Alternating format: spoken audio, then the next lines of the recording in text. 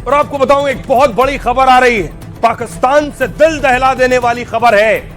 फिर दहल उठा पाकिस्तान की एक मस्जिद में जुमे की नमाज के वक्त धमाका हुआ। एक आत्मघाती हमलावर मस्जिद के अंदर पहुंचा और बड़ा ब्लास्ट हुआ।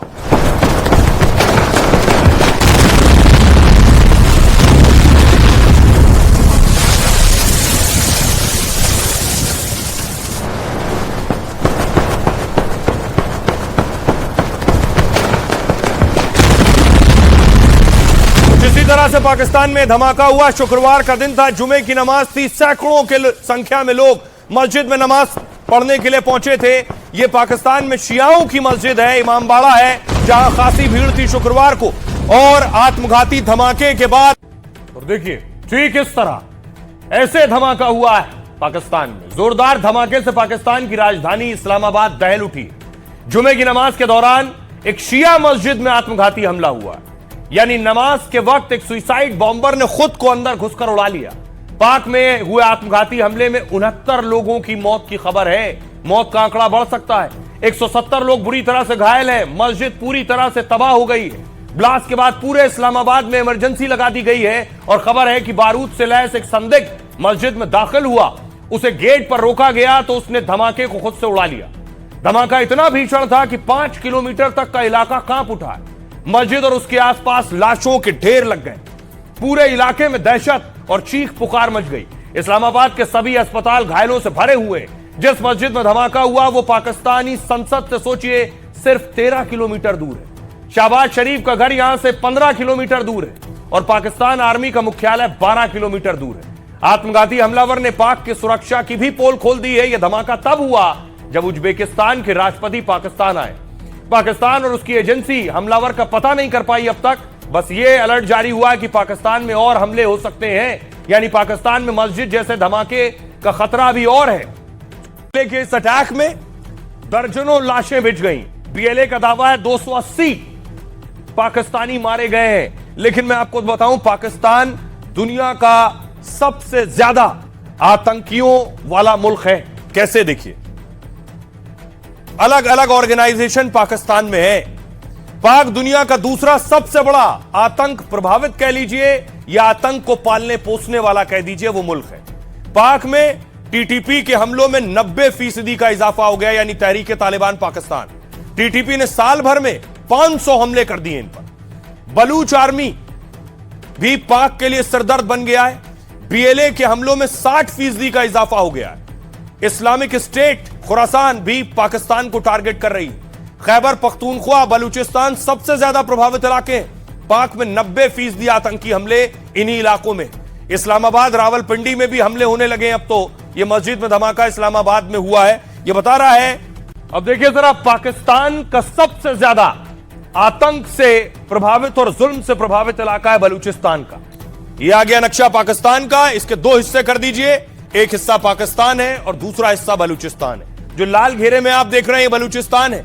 यही बलूचिस्तान में अमेरिका सबसे ज्यादा इन्वेस्ट करने जा रहा है। सोचिए, जिसमें सबसे ज्यादा आतंक है, जिसमें सबसे ज्यादा गोलियां चलती हैं, बम धमाके होते हैं, अमेरिका निवेश करने जा रहा है पाकिस्तान के साथ मिलकर इसी इलाके में।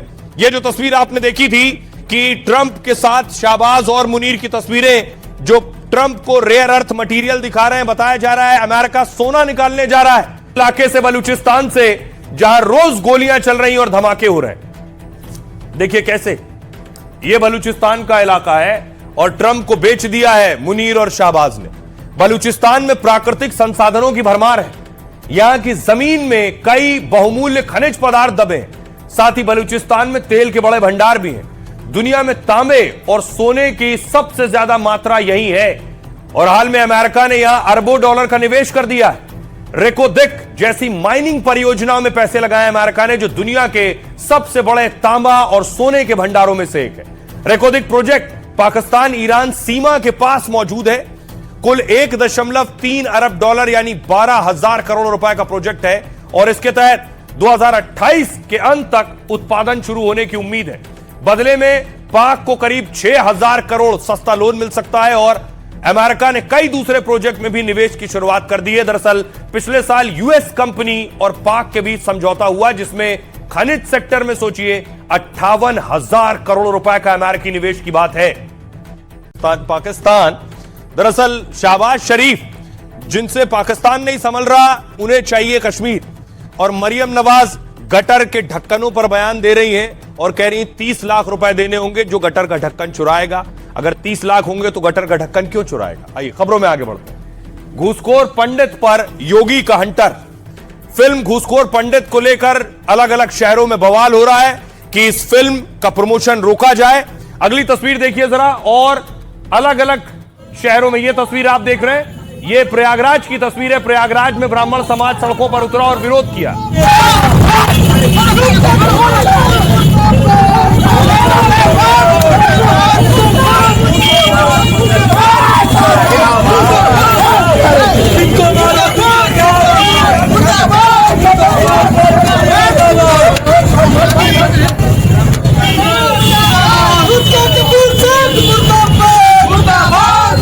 अगर इनका टीचर जो अभी आया है, अगर इनको हटाया नहीं, इसमें से घूसखोर पंडित नाम नहीं हटाया, चेतावनी है कि अगर ये सारी चीजें नहीं हुई तो हम देश भर के सिनेमा घरों को बंद करने का काम करेंगे। अब देखिए जरा एक और तस्वीर बनारस से आई है। बनारस में भी ब्राह्मण समाज ने फिल्म के खिलाफ प्रदर्शन किया।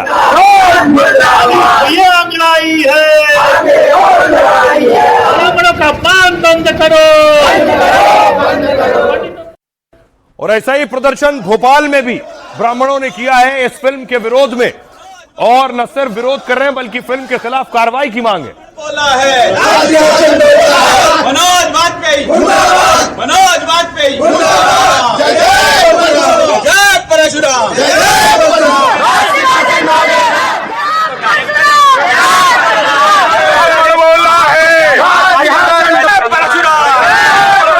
नीरज पांडे तुझे तो थू है। मैं कल से तुझे कह रहा हूँ कि तू ब्राह्मण होने पे कलंक है। तेरा डीएनए टेस्ट होना चाहिए कि तू सच में ब्राह्मण है कि नहीं है। अरे मूर्खो, थू है तुम पर, ऐसे ब्राह्मणत्व पर। जिस देश जाति में जन्म लिया बलिदान उसी पर हो जावे। कि खुद एक ब्राह्मण होके और ब्राह्मण के विषय बोला गया, मैं इसका घोर निंदा करता हूं और इनको मानते ही नहीं कि ब्राह्मण है। अब खबर यह है कि योगी आदित्यनाथ ने इस पर एक्शन लिया है और बाकायदा इसके खिलाफ एफआईआर करवाई है। योगी आज हरिद्वार में थे।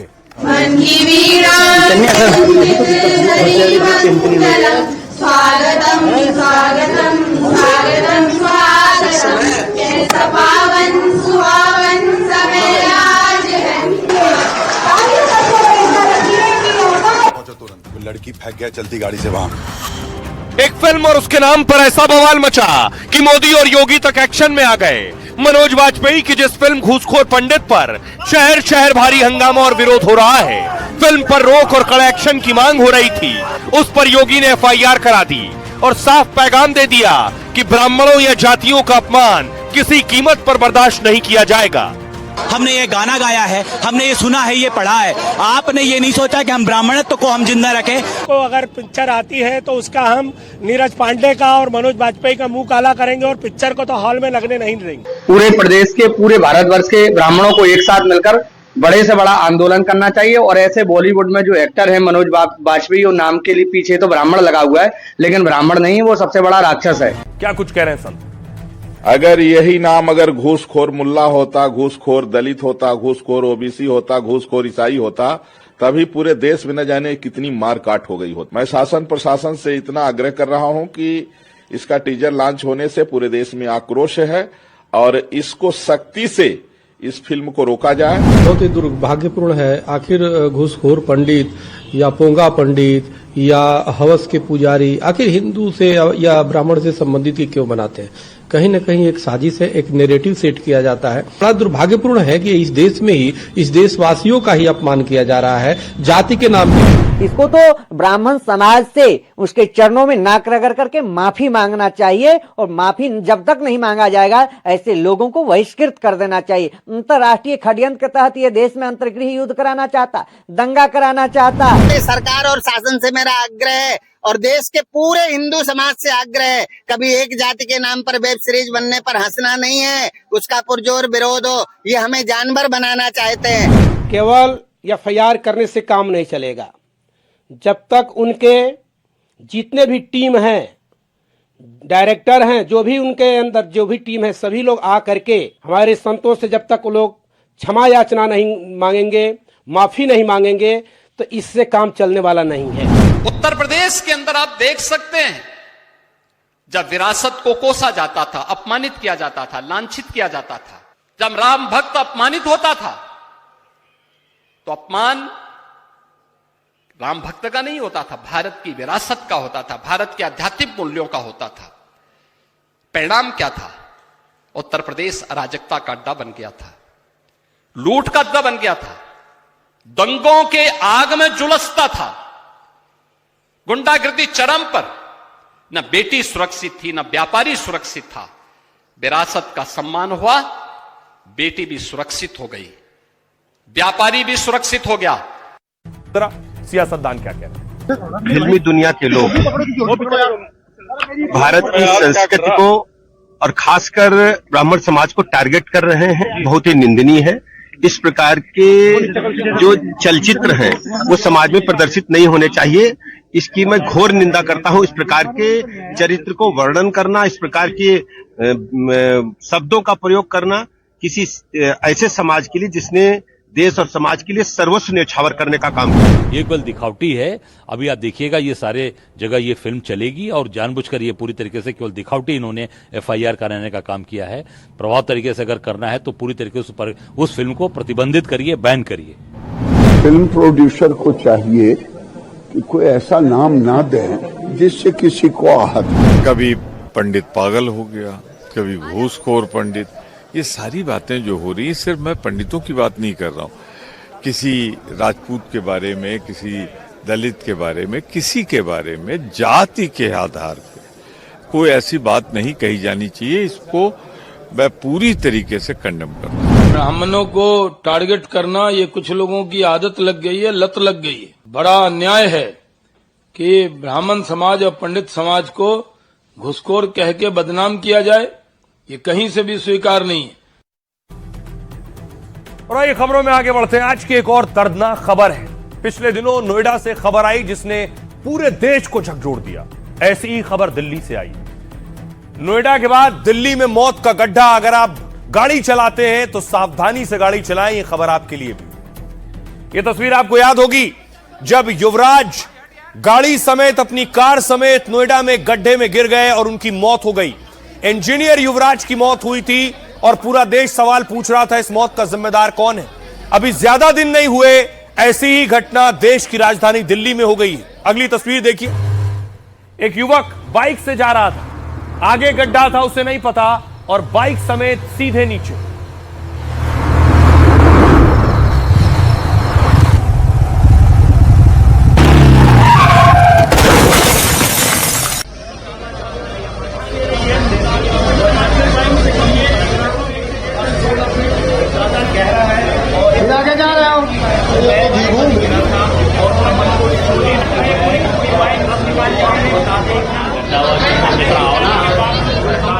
अब देखिए जरा, ये तस्वीर आप देख रहे हैं, गड्ढे की लंबाई चौड़ाई देखिए जरा। इतना गहरा गड्ढा, 17 फीट गहरा था।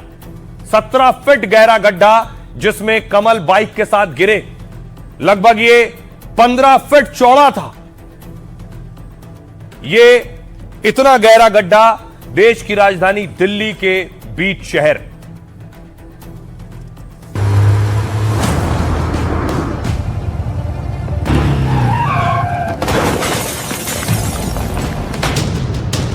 नोएडा के बाद दिल्ली में युवराज जैसी घटना। क्या युवराज के बाद कमल को सिस्टम ने मार डाला? नोएडा के बाद देश की राजधानी दिल्ली में गड्ढे की वजह से कमल की मौत हो गई। कार सवार के बाद एक बाइक सवार की गड्ढे में गिरकर जान चली गई। अगर नोएडा की घटना से कुछ सीखा गया होता तो दिल्ली की यह घटना रोकी जा सकती थी। वही आपको बताऊं, दिल्ली में गड्ढे में गिरकर बाइक सवार की मौत हुई। ये है वो बाइक सवार कमल थे। जनकपुरी इलाके में देर रात यह हादसा हुआ। यह हादसा जहां हुआ वहां दिल्ली का जल बोर्ड काम कर रहा था। सड़क पर गहरा गड्ढा खोदा गया था। लापरवाही, ये गड्ढे को कवर नहीं किया गया। ना कोई चेतावनी बोर्ड लगाया गया, ना बैरिकेड लगाई गई। इतना ही नहीं, रात के वक्त सड़क पर अंधेरा था। बाइक सवार युवक का नाम कमल था। कमल ने घर पर जानकारी दी थी कि वो 15 मिनट में पहुंच जाएगा। घर वाले इंतजार कर रहे थे, लेकिन कमल नहीं पहुंचा तो परिवार और दोस्तों ने खोजबीन शुरू की। रात को कई थानों के चक्कर परिवार वालों ने लगाए। पुलिस के मुताबिक कमल बैंक में काम करता था। रात 11 बजे शिफ्ट खत्म होने के बाद वो घर लौट रहा था। सुबह लोगों ने पुलिस को गड्ढे में शव होने की जानकारी दी और इसके बाद पुलिस ने फोन कर परिवार को इसकी खबर दी। हादसे को लेकर परिवार वाले बेहद गुस्से में हैं। लापरवाही के लिए जिम्मेदार विभागों पर कार्रवाई की मांग कर रहे हैं और इस मामले में 3 अधिकारियों को सस्पेंड किया गया है। दिल्ली जल बोर्ड के 3 इंजीनियर पर गाज गिरी है। दिल्ली पुलिस ने मौत मामले में एफआईआर दर्ज की है। दिल्ली जल बोर्ड के संबंधित अधिकारियों के खिलाफ केस दर्ज हुआ है। गैर इरादतन हत्या का केस दर्ज किया गया है और कॉन्ट्रैक्टर के खिलाफ भी दिल्ली पुलिस ने एफआईआर दर्ज की है, क्योंकि जब तक ऐसे लोगों के खिलाफ एफआईआर नहीं होगी, मुकदमे नहीं होंगे, सजाएं नहीं होंगी, तब तक वो अलर्ट नहीं होंगे, डर और खौफ नहीं होगी अपनी गैर जिम्मेदारी पर। सुनिए जरा क्या कुछ कह रहे हैं इस पर, इस मामले पर दिल्ली, उनके माँ बाप, उनके भाई क्या कह रहे हैं। फोन उसका चालू था, फोन कॉल जा रही थी, कॉल जाते जाते को कोई उठा नहीं रहता। तो सुबह 10:30 साढ़े 9 बजे किसी ने कॉल उठाई और बोला यहाँ पे एक्सीडेंट हो रखा है, एक्सीडेंट हो रखा है। उसने लोकेशन बताई, तब हम घर से निकले, तब पता लगा कि तब वो हमें मिला, उधर ही मिला। इससे पहले किसी ने कोई कार्रवाई नहीं करी, ना किसी को पता लगा, खुद से ही पता लगा और किसी सिविलियन ने ही फोन उठाया था, उसी ने बताया था। सारे में ढूंढा, उससे ऑफिस तक गए, सारे जगह ढूंढ के आए, कहीं नहीं मिला। फिर सुबह जाकर किसी ने कॉल करा के, या हमारे घर से किसी ने कॉल करा तो किसी ने उठाया वहाँ कि बोले यहाँ गड्ढे में गिर रखा है। कल कह रहा था कि मम्मी अच्छी सी धूमधाम से एनिवर्सरी मनाना, सामान वामान लेके रख के चला गया था, कल मेरी छुट्टी है, फिर वापिस ही नहीं आए। कई थाने गए, हम प्रशासन से अपील करी, दिल्ली पुलिस से अपील करी, थाने के चक्कर लगाते रहे। ये 15 फुट का गड्ढा है। ये गड्ढा प्रशासन ने एक दिन पहले ही खोदा है, पर जब गड्ढा खोद के उसके साथ में बैरिकेडिंग नहीं करी, जिससे ये किसी के साथ घटना घट सकती थी और ये हमारे भाई के साथ घट गई। अब सोचिए जरा, ये मामला देश की राजधानी दिल्ली का है, तो मौके पर केजरीवाल के नेता पहुंचे, सौरभ भारद्वाज पहुंचे उस जगह पर और दिल्ली के सिस्टम से सवाल पूछे कि आखिर इस मौत का जिम्मेदार कौन है।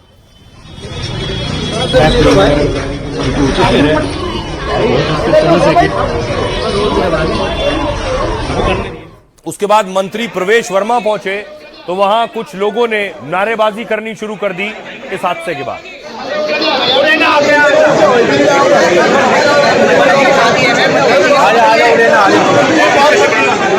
लापरवाही बंद करो, बंद करो, बंद करो।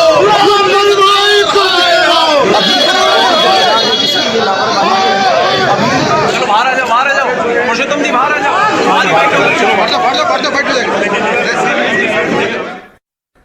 और इस मौत पर राहुल गांधी ने क्या कुछ कहा, ये आपको बताता हूं। लालच और लापरवाही ने एक और जान ले ली है। यह हादसा नहीं, हत्या है और हत्यारी है जवाबदेही से भागती सत्ता। असली कातिल सड़क नहीं है, गैर जिम्मेदार सत्ता है। अरविंद केजरीवाल ने कहा यह हादसा नहीं बल्कि हत्या है। नोएडा की घटना से भी बीजेपी ने कुछ नहीं सीखा। घोर लापरवाही और गैर जिम्मेदार रवैया है। अब बीजेपी सरकारों की पहचान बन चुका है, जिसका खामियाजा आम जनता भुगत रही है। रेखा गुप्ता ने कहा सरकार इस दुख की घड़ी में पीड़ित परिवार के साथ खड़ी है। घटना की जांच के निर्देश दे दिए गए हैं। दोषियों के खिलाफ सख्त कार्रवाई की जाएगी। सौरभ भारद्वाज कह रहे हैं सड़क में गहरे गड्ढे में एक मासूम बाइक सवार गिरकर फंस गया, रात भर पड़ा रहा और मर गया। नोएडा की घटना से भाजपा सरकार ने कुछ नहीं सीखा है, बस रोज झूठ बोला जाता है। प्रवेश वर्मा कह रहे हैं इस सड़क पर 3 महीने से काम चल रहा था। दोनों तरफ 100-100 मीटर की दूरी पर बैरिकेड लगाए गए थे। पिछले 2 दिनों में यहां एक बड़ा गड्ढा खोदा गया था। कल जो घटना हुई वो बहुत दुर्भाग्यपूर्ण है। हमने दिल्ली जल बोर्ड से जांच के आदेश दिए हैं। सुनिए जरा, और उससे पहले आपको दिखाते हैं एक तस्वीर। 2 तस्वीरें देखिए जरा। 2 हादसे आपके सामने। एक तरफ दिल्ली का हादसा, दूसरी तरफ नोएडा का हादसा। दोनों जगह एक आम शख्स, एक आम नागरिक की जान गई है और जान गई है सिस्टम की लापरवाही और सिस्टम की काम करने के तरीके की वजह से। नोएडा में आपको याद होगा जहां अथॉरिटी ने कोई एक्शन नहीं लिया, ना दीवार बनवाई, ना बैरिकेड लगवाई, गाड़ी गिर गई। दिल्ली में देखिए वही तस्वीर। यहां भी जो जिम्मेदार लोग थे उन्होंने अपनी जिम्मेदारी नहीं निभाई और एक युवक की जान चली गई। तरह सियासतदान क्या कहते? बाइक वाला सिर्फ ऊपर से ही कोई हवाई जहाज से उसको फेंक देगा तो ही गिर सकता है। ये तो किसी भी बेसिक आदमी को समझ में आ रही है। उधर बैरिकेडिंग है, इधर बाउंड्री है, उधर बाउंड्री है, उधर बैरिकेडिंग है, तो क्या हवा से आ गया वो आदमी? इतने घटियापन तक क्या कोई सरकार गिर सकती है? है, जेई है, एक्सीएन है, एई है, वो तीनों को सस्पेंड कर रहे हैं। जो कंपनी यहाँ पे काम कर रही थी, हम वो कंपनी के ऊपर में भी कड़ी से कड़ी कार्रवाई करेंगे। उसी के साथ में कॉन्ट्रैक्टर के 2 लेबर वो अपनी झुग्गी डालकर बैठे हुए थे। अभी वो लोग यहाँ पर नहीं हैं, अभी पुलिस उनको खोज रही है। वो रात को यहाँ पे मौजूद थे, क्या उनको रात में ही पता लग गया था या नहीं पता लगा था, ये तो एक बार उनसे पूछताछ होगी तभी पता लगेगा।